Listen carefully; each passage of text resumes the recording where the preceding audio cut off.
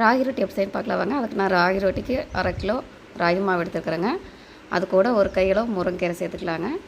சீரகம் 1 ஸ்பூன் சேர்த்துக்கலாம். ஒரு 4-5 வரமிளகா சேர்த்துக்கலாங்க. தேவையான அளவு உப்பு சேர்த்துக்கலாம். சின்ன வெங்காயம் கட் பண்ணி வச்சுருக்க 1 கப்பு, அதை இது கூட சேர்த்துக்கலாங்க. நல்லா ஊற்றி விட்டு சேர்த்துக்கோங்க.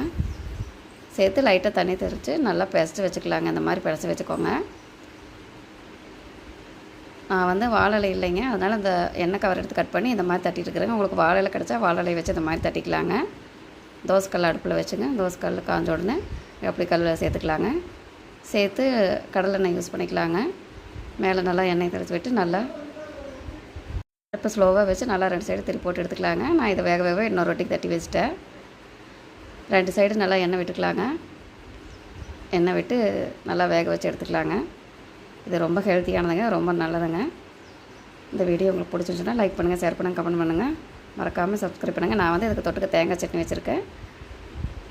தக்காளி சட்னியும் நல்லாயிருக்கும். சாப்பிட்டு பாருங்கள். சப்ஸ்கிரைப் பண்ணுங்கள். தேங்க்யூ.